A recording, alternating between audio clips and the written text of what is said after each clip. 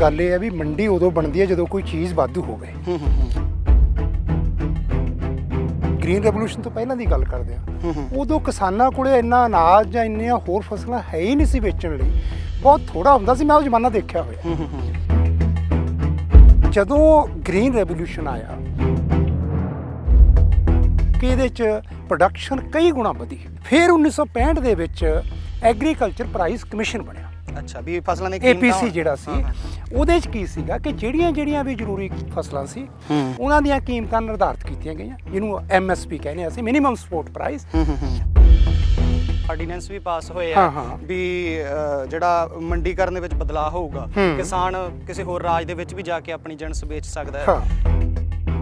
ਜਿਹੜੀ ਚੇਂਜ ਹੈ, ਤਬਦੀਲੀ ਹੈ, ਇਹ ਸਾਰੀ ਦੁਨੀਆ 'ਚ ਆ ਰਹੀ ਹੈ। ਹੋਰ ਸਟੇਟਾਂ 'ਚ ਵੀ ਗਿਆ, ਕਿਸੇ ਵੀ ਈਵਨ ਹਰਿਆਣੇ 'ਚ ਵੀ ਪਿੰਡਾਂ ਦੇ ਵਿੱਚ ਸੜਕਾਂ ਦਾ ਜਾਲ ਇੰਨਾ ਵਧੀਆ ਨਹੀਂ ਵਿਛਿਆ ਹੋਇਆ ਜਿੰਨਾ ਪੰਜਾਬ 'ਚ। ਕਿ ਮੰਡੀ ਬੋਰਡ ਜਿਹੜਾ ਸੀ, ਉਹ ਜਿਹੜਾ ਰੂਰਲ ਡਿਵੈਲਪਮੈਂਟ ਫੰਡ ਉਹਨਾਂ ਕੋਲ ਆਉਂਦਾ ਸੀ, ਉਹਨੂੰ ਉਹ ਪਿੰਡਾਂ ਦੇ ਵਿੱਚ ਸੜਕਾਂ ਦੇ ਉੱਤੇ, ਪਿੰਡਾਂ ਦੇ ਹੋਰ ਡਿਵੈਲਪਮੈਂਟ ਲਈ, ਉਹਦੇ ਲਈ ਵਰਤਦੇ ਸੀ। ਪਰ ਪਿਛਲੇ ਕੁਝ ਸਾਲਾਂ ਤੋਂ ਸਰਕਾਰਾਂ ਨੇ ਥੋੜ੍ਹਾ ਜਿਹਾ ਇਸ ਤਰ੍ਹਾਂ ਕਰ ਲਿਆ ਵੀ ਰੂਰਲ ਡਿਵੈਲਪਮੈਂਟ ਫੰਡ ਨੂੰ ਵੀ ਹੋਰ ਪਾਸੇ ਲਾ ਲਿਆ, ਤੇ ਹੁਣ ਪਿੰਡਾਂ ਦੀਆਂ ਸੜਕਾਂ ਵੀ ਰੋ ਰਹੀਆਂ, ਚੀਕਦੀਆਂ। ਹੁਣ ਮੈਨੂੰ ਕਈ ਕਿਸਾਨ ਮੇਲਿਆਂ 'ਤੇ ਵੀ, ਕਈ ਪਿੰਡਾਂ ਜਾ ਕੇ ਵੀ ਫਾਰਮਰ ਦਾ ਇਹ ਗਿਲਾ ਰਹਿੰਦਾ ਕਿ ਜੀ ਸਾਡੀ ਕੀਮਤ ਘੱਟ ਨਿਰਧਾਰਿਤ ਹੋ ਰਹੀ ਹੈ, ਪਹਿਲਾਂ ਨਹੀਂ ਸੀ। ਇਹ ਸਾਡੀ ਕਾਸਟ ਜ਼ਿਆਦਾ ਆ ਰਹੀ ਹੈ ਤਾਂ ਸਾਡਾ ਝਾੜ ਵੀ ਜ਼ਿਆਦਾ ਹੈ। ਫਾਰਮਰ ਨੂੰ ਇਹ ਵੀ ਤਾਂ ਸੋਚਣਾ ਚਾਹੀਦਾ ਨਾ ਕਿ ਜੇ ਸਾਡਾ ਝਾੜ ਜ਼ਿਆਦਾ ਹੈ, ਉਹਦੇ ਨਾਲ ਸਾਨੂੰ ਵੱਧ ਪੈਸੇ ਵੀ ਮਿਲਣਗੇ। ਪੈਸਾ ਹੋਣਗੇ ਜਾਂ ਮੰਡੀਕਰਨ ਦੇ ਵਿੱਚ ਬਦਲਾਅ ਆਊਗਾ, ਇਹਦੇ 'ਚ ਕਿਸਾਨਾਂ ਤੇ ਕੀ ਸਿੱਧੇ ਤੌਰ ਤੇ ਪ੍ਰਭਾਵ? ਦੇਖੋ, ਕਿਸਾਨਾਂ ਤੇ ਪ੍ਰਭਾਵ ਜਿੱਥੇ ਤੱਕ ਮੈਨੂੰ ਲੱਗਦਾ ਹੈ ਕਿ ਜਿਹੜੀ ਹੁਣ ਵਰਗੀ ਗਰੰਟੀ ਹੈ ਉਹ ਸ਼ਾਇਦ ਨਾ ਰਹੇ। ਜਦੋਂ ਪ੍ਰਾਈਵੇਟਾਈਜੇਸ਼ਨ ਹੋ ਜਾਂਦੀ ਹੈ, ਪ੍ਰਾਈਵੇਟ ਵਪਾਰੀ ਐਂਟਰ ਕਰਨਗੇ, ਸਰਕਾਰ ਵਿੱਚੋਂ ਲਾਂਭੇ ਹੋ ਜਾਏਗੀ, ਤਾਂ ਉਹ ਬੜੀ ਚਿੰਤਾ ਵਾਲੀ ਗੱਲ ਹੈ।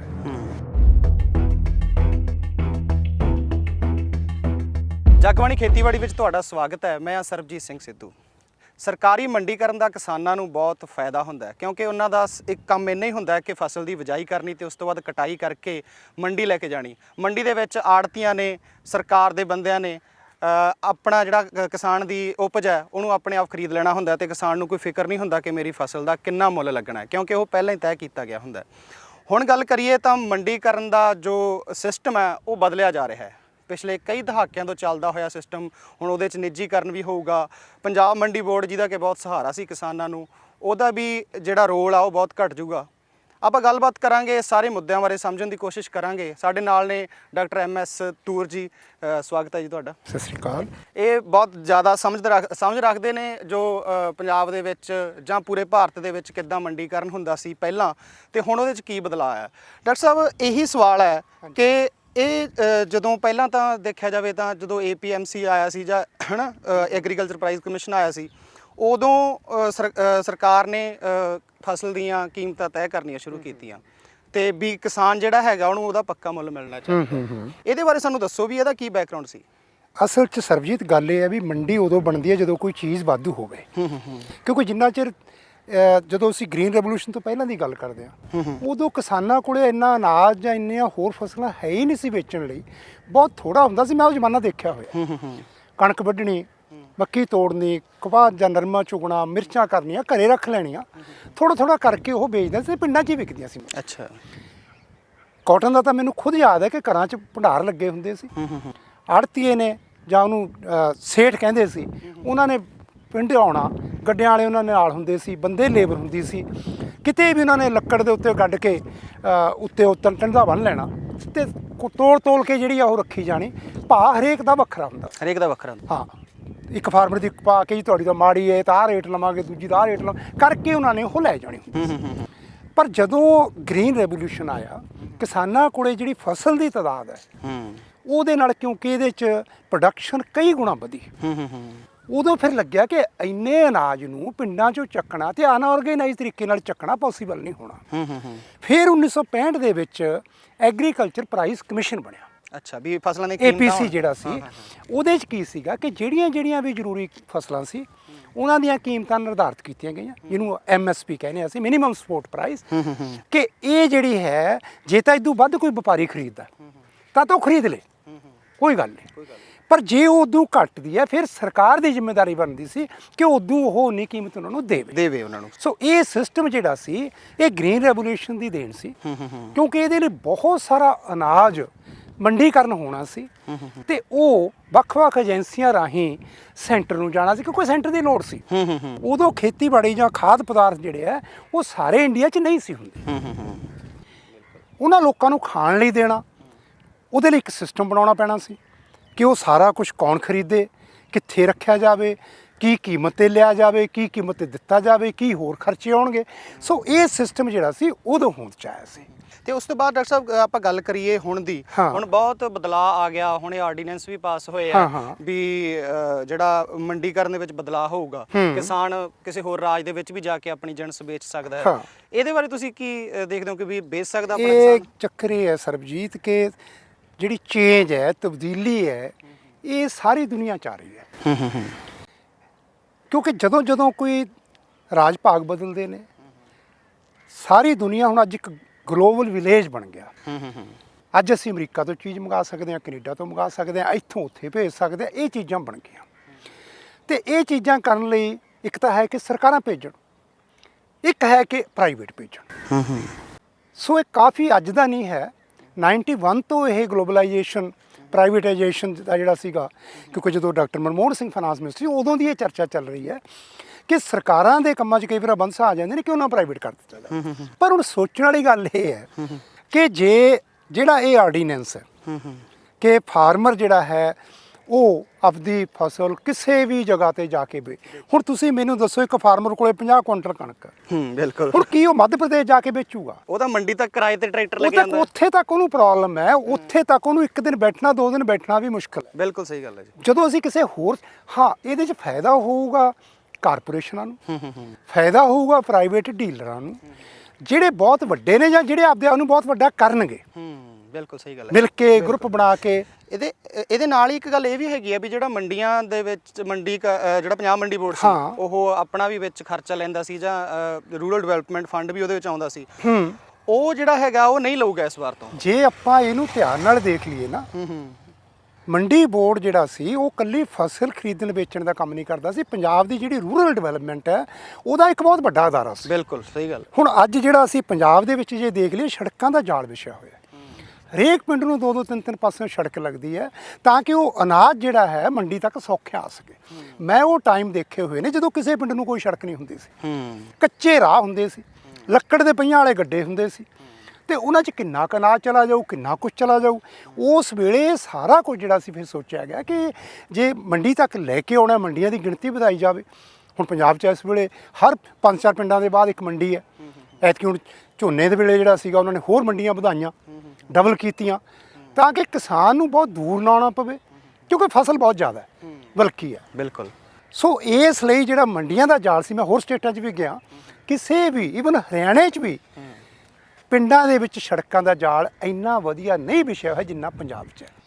ਇਹਦਾ ਕੁੱਲ ਮਿਲਾ ਕੇ ਸਾਰੀ ਦੇਣ ਹੈ ਉਹ ਪੰਜਾਬ ਮੰਡੀ ਬੋਰਡ ਦੀ, ਕਿਉਂਕਿ ਮੰਡੀ ਬੋਰਡ ਜਿਹੜਾ ਸੀ ਉਹ ਜਿਹੜਾ ਰੂਰਲ ਡਿਵੈਲਪਮੈਂਟ ਫੰਡ ਉਹਨਾਂ ਕੋਲੇ ਆਉਂਦਾ ਸੀ, ਉਹਨੂੰ ਉਹ ਪਿੰਡਾਂ ਦੇ ਵਿੱਚ ਸੜਕਾਂ ਦੇ ਉੱਤੇ, ਪਿੰਡਾਂ ਦੇ ਹੋਰ ਡਿਵੈਲਪਮੈਂਟ ਲਈ ਉਹਦੇ ਲਈ ਵਰਤਦੇ ਸੀ। ਪਰ ਪਿਛਲੇ ਕੁਝ ਸਾਲਾਂ ਤੋਂ ਸਰਕਾਰਾਂ ਨੇ ਥੋੜਾ ਜਿਹਾ ਇਸ ਤਰ੍ਹਾਂ ਕਰ ਲਿਆ ਵੀ ਰੂਰਲ ਡਿਵੈਲਪਮੈਂਟ ਫੰਡ ਨੂੰ ਵੀ ਹੋਰ ਪਾਸੇ ਲਾ ਲਿਆ ਤੇ ਹੁਣ ਪਿੰਡਾਂ ਦੀਆਂ ਸੜਕਾਂ ਵੀ ਰੋ ਰਹੀਆਂ, ਚੀਕਦੀਆਂ, ਤੇ ਉਹ ਥੋੜੀ ਜਿਹੀ ਡਿਵਰਸ਼ਨ ਜਿਹੜੀ ਆ ਹੋ ਗਈ ਹੈ। ਜੇ ਉਹਨੂੰ ਰੋਕਿਆ ਜਾਂਦਾ, ਮੰਡੀ ਬੋਰਡ ਦਾ ਕੰਮ ਜਿਹੜਾ ਸੀ ਉਹ ਬਹੁਤ ਹੀ ਵਧੀਆ। ਹੁਣ ਤਾਂ ਜੀ ਜਦੋਂ ਫਿਰ ਉਹ ਜਿਹੜੇ ਖਰਚੇ ਮੰਡੀ ਬੋਰਡ ਨੂੰ ਆਉਂਦੇ ਸੀਗੇ, ਖਰਚੇ ਦੀ ਮਤਲਬ ਆਮਦਨ ਹੁੰਦੀ ਸੀ, ਉਹ ਜਦੋਂ ਬੰਦ ਹੀ ਹੋ ਗਈ, ਹੁਣ ਤਾਂ ਸੜਕਾਂ ਕੁਦਰਤੀ ਹੈ ਨਾ। ਜਦੋਂ ਦੇਖੋ ਤੁਸੀਂ ਉਹ ਸਾਰਾ ਪ੍ਰਾਈਵੇਟਾਈਜ਼ ਕਰਤਾ, ਜਾਂ ਤਾਂ ਹੋਵੇ ਕਿ ਪ੍ਰਾਈਵੇਟ ਵਾਲਿਆਂ ਨੇ ਵੀ ਖਰੀਦਣਾ, ਮੰਡੀ ਚੋਂ ਖਰੀਦੇ, ਉਹ ਸਾਰੇ ਖਰਚੇ ਦੇਵੇ। ਹੁਣ ਇਹ ਪਤਾ ਨਹੀਂ ਵੀ ਅਜੇ ਉਸ ਨੂੰ ਕਿਸ ਤਰ੍ਹਾਂ ਨਾਲ ਉਹ ਕਰਨਗੇ, ਕਿਸ ਪਾਸੇ ਨੂੰ ਤੋਰਨਗੇ, ਇਹ ਟਾਈਮ ਦੱਸੇਗਾ। ਬਿਲਕੁਲ, ਹਜੇ ਇਹਦਾ ਨਹੀਂ, ਕਿਉਂਕਿ ਜੇ ਇਹ ਬਣਨਾ। ਇੱਕ ਬਹੁਤ ਵੱਡੀ ਬਹਿਸ ਇਹ ਚੱਲ ਰਹੀ ਹੈ ਕਿ ਅਸੀਂ ਨਿੱਜੀਕਰਨ ਕਰ ਰਹੇ ਹਾਂ ਪਰ ਐਮਐਸਪੀ ਨਹੀਂ ਬੰਦ ਕਰ ਰਹੇ। ਦੇਖੋ, ਤੁਸੀਂ ਇਹ ਦੱਸੋ ਵੀ ਜਿਵੇਂ ਕਿ ਆਪਾਂ ਗੱਲ ਕਰਦੇ ਆ ਵੀ ਜੀ ਐਮਐਸਪੀ ਹੈ, ਐਮਐਸਪੀ ਤਾਂ 23 ਫਸਲਾਂ ਤੇ ਹੈ, ਪਰ ਸਾਰੀਆਂ ਫਸਲਾਂ ਤਾਂ ਉਸ ਰੇਟ ਤੇ ਖਰੀਦੀਆਂ ਵੀ ਨਹੀਂ ਜਾਂਦੀਆਂ। ਦੇਖੋ, ਇਹ ਗੱਲ ਇਹ ਹੈ, ਅੱਗੇ ਵੀ ਨਹੀਂ ਇਹ ਚੱਲਦਾ ਸੀ, ਕਿਉਂਕਿ ਜਦੋਂ ਐਮਐਸਪੀ ਦੀ ਗੱਲ ਕਰਦੇ ਆ, ਜਿਹੜੀਆਂ 23 ਫਸਲਾਂ ਨੇ ਇਹਨਾਂ ਨੂੰ 4-5 ਗਰੁੱਪਾਂ 'ਚ ਵੰਡਿਆ ਹੋਇਆ। ਜਿਵੇਂ ਸਾਡੇ ਸੀਰੀਅਲ ਨੇ, ਕਣਕ ਹੈ, ਚਾਵਲ ਹੈ, ਮੱਕੀ ਹੈ, ਬਾਜਰਾ ਹੈ, ਜਵਾਰ ਹੈ, ਇਸੇ ਤਰ੍ਹਾਂ ਦਾਲਾਂ ਦਾ ਹੈ, ਮੂੰਗੀ ਹੈ, ਮਸਰ ਹੈ, ਮਾਹ ਹੈ, ਤੇ ਉਦੋਂ ਬਾਅਦ ਜਿਹੜੀਆਂ ਹੈਗੀਆਂ ਤੇਲ ਬੀਜ ਨੇ, ਸਰੋਂ ਹੈ, ਤੋਰੀ ਹੈ, ਕਨੋਲਾ ਹੈ, ਤੇ ਫਿਰ ਜਿਹੜੀਆਂ ਕਮਰਸ਼ੀਅਲ ਕ੍ਰੌਪਸ ਨੇ ਜਿਵੇਂ ਕਾਟਨ, ਮਿਰਚਾਂ ਵਗੈਰਾ, ਇਹਨਾਂ ਤੇ ਸਾਰਿਆਂ ਤੇ ਬਣਾਈ ਹੋਈ ਹੈ। ਪਰ ਕਿਉਂਕਿ ਜਿਹੜੀ ਦੀ ਖਰੀਦ ਸਰਕਾਰ ਕਰਦੀ ਹੈ ਉੱਥੇ ਤਾਂ ਇਫੈਕਟਿਵ ਹੋ ਜਾਂਦੀ ਹੈ। ਕਣਕ ਝੋਨੇ ਦੀ ਖਰੀਦ ਸਰਕਾਰ ਨੇ ਕਰਨੀ ਹੈ ਕਿਉਂਕਿ ਉਹਨਾਂ ਨੇ ਇਹ ਫੂਡ ਸਿਕਿਉਰਿਟੀ ਸਿਸਟਮ ਦੇ ਅੰਡਰ ਵੰਡਣਾ ਹੈ। ਬਿਲਕੁਲ, ਬਾਕੀ ਚੀਜ਼ਾਂ ਨਹੀਂ ਵੰਡਣੀਆਂ। ਉਹ ਫਿਰ ਜ਼ਿਆਦਾਤਰ ਪ੍ਰਾਈਵੇਟ ਵਾਲੇ ਕਰਦੇ ਨੇ। ਜਦੋਂ ਪ੍ਰਾਈਵੇਟ ਕਰਦੇ ਨੇ ਉੱਥੇ ਫਿਰ ਬਾਹਲੀ ਸਰਕਾਰ ਦੀ ਜਿਹੜੀ ਹੈ ਨਾ, ਉੱਥੇ ਸਰਕਾਰੀ ਖਰੀਦ ਨਾ ਹੋਣ ਕਰਕੇ ਐਮਐਸਪੀ ਦਾ ਕੋਈ ਨਾ ਮਤਲਬ ਉਹਨਾਂ ਦੀ ਨਹੀਂ ਉਨੀ ਰਹਿੰਦਾ। ਭਾਵਨਾ ਹੈ, ਕਿਉਂਕਿ ਸਾਰੀ ਗੱਲ ਨੀਤ ਨਾਲ ਜੁੜੀ ਹੋਈ ਹੈ। ਤੇ ਜੇ ਇੱਧਰ ਨਿੱਜੀਕਰਨ ਆ ਗਿਆ ਤਾਂ ਮੈਨੂੰ ਲੱਗਦਾ ਫਿਰ ਕਣਕ ਝੋਨੇ ਜਦੋਂ ਨਿੱਜੀਕਰਨ ਹੋ ਗਿਆ ਤਾਂ ਕੁਦਰਤੀ ਹੈ ਕਿ ਮੰਡੀਆਂ ਦਾ ਮੇਰੇ ਖਿਆਲ 'ਚ ਰੂਪ ਰੇਖਾ ਵੀ ਬਦਲੇਗੀ। ਹੋ ਸਕਦਾ ਉਹ ਪੁਰਾਣੇ ਵਾਂਗੂ ਪਿੰਡਾਂ 'ਚ ਜਿਹੜਾ ਰੇਟ ਲੱਗਿਆ ਠੀਕ ਹੈ ਚੱਕ ਲਿਆ ਕਰਨ, ਉੱਥੇ ਕਿਤੇ ਗਡਾਊਨ ਬਣਾ ਲਿਆ, ਉਹ ਤੋਂ ਬਾਅਦ ਜਿੱਥੇ ਜਾਣਾ ਹੈ। ਹੁਣ ਇਹਦੇ ਨਾਲ ਇਕੱਲਾ ਪ੍ਰੋਡਿਊਸਰ ਨੂੰ ਨਹੀਂ, ਕੰਜ਼ਿਊਮਰ ਨੂੰ ਵੀ ਫਰਕ ਪਏਗਾ। ਕੰਜ਼ਿਊਮਰ ਨੂੰ ਸਹੀ ਗੱਲ ਆ, ਉਹ ਚ ਉਹਨੂੰ ਹੁਣ ਮਹਿੰਗਾ ਤੁਸੀਂ ਦੇਖੋ ਜਿਹੜੀਆਂ ਚੀਜ਼ਾਂ ਐਮਐਸਪੀ 'ਚ ਨਹੀਂ ਆਉਂਦੀਆਂ, ਆਲੂ ਹੈ, ਪਿਆਜ਼ ਹੈ, ਇਹਨਾਂ ਚੀਜ਼ਾਂ ਦੀ ਭਾਅ ਕਦੇ 100 ਰੁਪਏ ਕਿਲੋ ਪਿਆਜ਼ ਹੋ ਜਾਂਦਾ, ਕਦੇ 2 ਰੁਪਏ ਕਿਲੋ ਰਹਿ ਜਾਂਦਾ। ਹੁਣ ਇਹਦੀ ਸਟੇਬਿਲਿਟੀ, ਕਿਉਂਕਿ ਮੰਡੀ ਜਿਹੜਾ ਐਗਰੀਕਲਚਰ ਪ੍ਰਾਈਸ ਕਮਿਸ਼ਨ ਸੀਗਾ, ਇਹਦਾ ਇਕੱਲਾ ਇਹ ਨਹੀਂ ਸੀਗਾ, ਕਿਉਂਕਿ 65 'ਚ ਬਣਿਆ ਸੀ, 85 'ਚ ਦਾ ਨਾਮ ਬਦਲ ਕੇ agriculture cost and price commission ਕਰਤਾ ਸੀਗਾ 85 ਦੇ ਵਿੱਚ।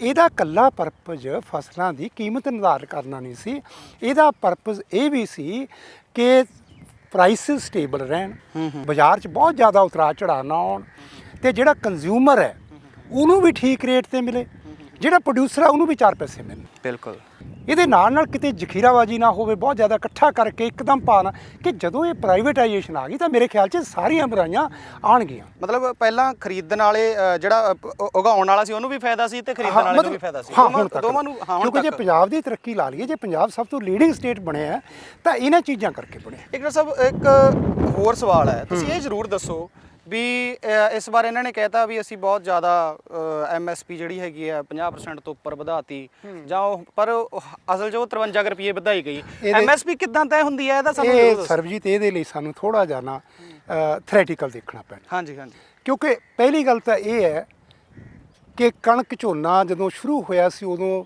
ਮੋਸਟਲੀ ਨਾਰਥ ਇੰਡੀਆ 'ਚ, ਪੰਜਾਬ, ਹਰਿਆਣਾ, ਇਹਨਾਂ ਸਟੇਟਾਂ 'ਚ ਹੀ ਹੁੰਦਾ ਸੀਗਾ। ਹੁਣ ਅੱਜ ਜਿਹੜਾ ਹੈ ਇੰਡੀਆ 'ਚ ਬਹੁਤ ਸਟੇਟਸ ਨੇ ਜਿਹੜੀਆਂ ਪੈਦਾ ਕਰ ਰਹੀਆਂ ਨੇ, ਬਹੁਤ ਸਟੇਟ ਹੈ ਜਿੱਥੇ ਵਿਕ ਰਹੇ। ਅੱਛਾ ਜੀ। ਬਾਕੀ ਜਦੋਂ ਕਾਸਟ ਆਫ ਪ੍ਰੋਡਕਸ਼ਨ ਦੀ ਅਸੀਂ ਗੱਲ ਕਰਦੇ ਹਾਂ, ਕਿਉਂਕਿ ਇਹਨੂੰ ਮਿਥਣ ਲਈ ਉਹ ਸਾਰੇ ਸਟੇਟਾਂ 'ਚੋਂ ਕਾਸਟ ਆਫ ਪ੍ਰੋਡਕਸ਼ਨ ਨੂੰ ਆਉਂਦੇ ਆ। ਸਾਡੇ ਇਕਨੋਮਿਕਸ ਦੇ ਵਿੱਚ ਵੀ ਡਿਪਾਰਟਮੈਂਟ ਸੀ ਕਾਸਟ ਆਫ ਕਲਟੀਵੇਸ਼ਨ ਦਾ, ਉਹਦੇ 'ਚ ਇੱਕ ਸੈਂਪਲ ਲਿਆ ਜਾਂਦਾ। ਜੇ ਪੰਜਾਬ 'ਚ ਅਸੀਂ 30 ਪਿੰਡ ਸਿਲੈਕਟ ਕੀਤੇ ਹੋਏ ਸੀ, ਇੱਕ ਪਿੰਡ ਦੇ ਵਿੱਚ 10 ਫਾਰਮਰ ਸਿਲੈਕਟ ਕੀਤੇ ਹੋਏ ਸੀ।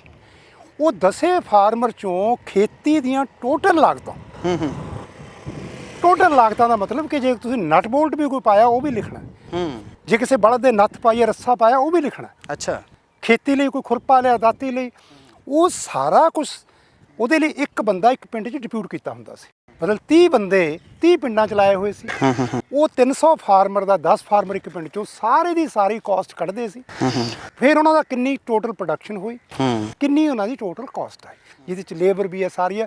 ਉਹ ਟੈਕਨੀਕਲ ਹੈ ਕਿ ਉਹਨਾਂ ਨੇ ਕਈ ਤਰ੍ਹਾਂ ਦੀਆਂ A1 A2 C1 C2 ਕਾਸਟਾਂ, ਉਹਦੇ ਨਾਲ ਆਪਣਾ ਕੋਈ ਬਾਹਲਾ ਫਾਰਮਰ ਨਾਲ ਤਾਲੁਕ ਨਹੀਂ ਹੈ। ਸੋ ਇਹ ਜਦੋਂ ਸਾਰੀਆਂ ਸਟੇਟਾਂ ਦੀ ਇਕੱਠੀ ਹੋ ਕੇ ਜਾਂਦੀ ਹੈ, ਉਸ ਨੂੰ ਫਿਰ ਐਵਰੇਜ ਆਊਟ ਕਰਕੇ ਜਿਹੜੀ ਹੈ ਉਹ ਕਾਸਟ ਆਫ ਪ੍ਰੋਡਕਸ਼ਨ ਨਿਰਧਾਰਿਤ ਕਰਦੇ। ਅੱਛਾ, ਹੁਣ ਮੈਨੂੰ ਕਈ ਕਿਸਾਨ ਮੇਲਿਆਂ 'ਤੇ ਵੀ, ਕਈ ਪਿੰਡਾਂ 'ਚ ਜਾ ਕੇ ਵੀ ਫਾਰਮਰ ਦਾ ਇਹ ਗਿਲਾ ਰਹਿੰਦਾ ਕਿ ਜੀ ਸਾਡੀ ਕੀਮਤ ਘੱਟ ਨਿਰਧਾਰਿਤ ਹੋ ਰਹੀ ਹੈ। ਪਹਿਲਾਂ ਨਹੀਂ ਸੀ। ਹੁਣ ਉਹਦੇ ਪਿੱਛੇ ਕਈ ਰੀਜ਼ਨ ਨੇ। ਪਹਿਲਾਂ ਕਿਉਂਕਿ ਸਾਡੇ ਇੱਥੇ ਜ਼ਿਆਦਾ ਹੁੰਦਾ ਸੀ, ਸਾਡੀ ਕਾਸਟ ਦੀ ਵੇਟੇਜ ਜ਼ਿਆਦਾ ਸੀ। ਹੁਣ ਹੋਰ ਥਾਂ ਹੋਣ ਲੱਗ ਪਈ ਹੈ, ਵੇਟੇਜ ਉਹਨਾਂ ਦੀ ਵੀ ਵੱਧ ਗਈ ਹੈ। ਨੰਬਰ 2, ਪੰਜਾਬ ਇੱਕ ਇਹੀ ਜਿਹੀ ਸਟੇਟ ਹੈ ਜਿੱਥੇ ਜੇ ਕਣਕ ਦੀ ਲੈ ਲਈਏ, ਪ੍ਰੋਡਕਸ਼ਨ ਯੀਲਡ ਜਿਹੜੀ ਹੈ ਪਰ ਏਕੜ ਝਾੜ ਜਿਹੜਾ ਸਾਰੀ ਦੁਨੀਆ ਤੋਂ ਜ਼ਿਆਦਾ ਹੈ। ਇਹ ਝਾੜ ਕਿਉਂ ਜ਼ਿਆਦਾ ਹੈ? ਕਿਉਂਕਿ ਅਸੀਂ ਇਹਦੇ ਤੇ ਬਹੁਤ ਜ਼ਿਆਦਾ ਇਨਪੁਟ ਪਾ ਰਹੇ ਹਾਂ। ਹੁਣ ਜੇ ਸਾਡੀ ਕਾਸਟ ਜ਼ਿਆਦਾ ਆ ਰਹੀ ਹੈ ਤਾਂ ਸਾਡਾ ਝਾੜ ਵੀ ਜ਼ਿਆਦਾ ਹੈ। ਫਾਰਮਰ ਨੂੰ ਇਹ ਵੀ ਤਾਂ ਸੋਚਣਾ ਚਾਹੀਦਾ ਨਾ ਕਿ ਜੇ ਸਾਡਾ ਝਾੜ ਜ਼ਿਆਦਾ ਹੈ ਉਹਦੇ ਨਾਲ ਸਾਨੂੰ ਵੱਧ ਪੈਸੇ ਵੀ ਮਿਲਣਗੇ। ਕਾਸਟ ਵੱਧ ਆਉਂਦੀ ਹੈ, ਨੋ ਡਾਊਟ।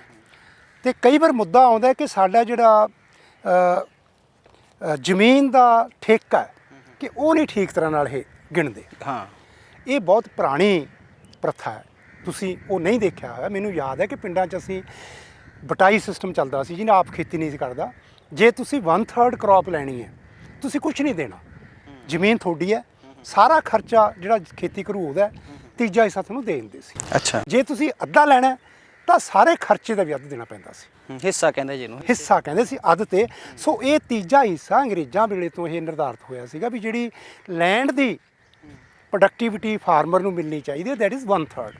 ਸੋ ਜੇ ਠੇਕਾ ਜਿਹੜਾ ਅਸੀਂ ਲੈ ਲਈਏ ਉਹਦਾ ਤੀਜਾ ਹਿੱਸਾ ਜਿਹੜਾ ਹੈਗਾ 1/3 ਠੇਕੇ ਦਾ ਉਹ ਕਾਸਟ 'ਚ ਪੈਂਦਾ, ਸਾਰਾ ਨਹੀਂ ਪੈਂਦਾ। ਅੱਛਾ, ਕੁੱਲ ਮਿਲਾ ਕੇ ਜਿਹੜੀ ਐਮਐਸਪੀ ਆ ਉਹ ਪੂਰੀਆਂ ਲਾਗਤਾਂ ਦੇਖ ਕੇ ਲਾਗਤਾਂ ਦੇਖ ਕੇ ਜਿਹੜੀ ਆ ਉਹ ਭਾਰਤ ਦਾ ਪੂਰਾ ਐਵਰੇਜ ਕੱਢਦੇ ਆ ਸਾਰੀਆਂ ਸਟੇਟਾਂ ਦਾ, ਸਾਰੀਆਂ ਸਟੇਟਾਂ ਦੀਆਂ ਕਾਸਟਾਂ ਨੂੰ ਧਿਆਨ 'ਚ ਰੱਖ ਕੇ ਉੱਥੋਂ ਦਾ ਕਿੰਨਾ ਕਿੰਨਾ ਹੋ ਰਿਹਾ ਉਹਦੀ ਵੇਟੇਜ ਦੇ ਕੇ ਫਿਰ ਇਹ ਨਿਰਧਾਰਿਤ ਕਰਦੇ, ਇਕੱਲੇ ਪੰਜਾਬ ਦੀ ਨਹੀਂ ਹੈ।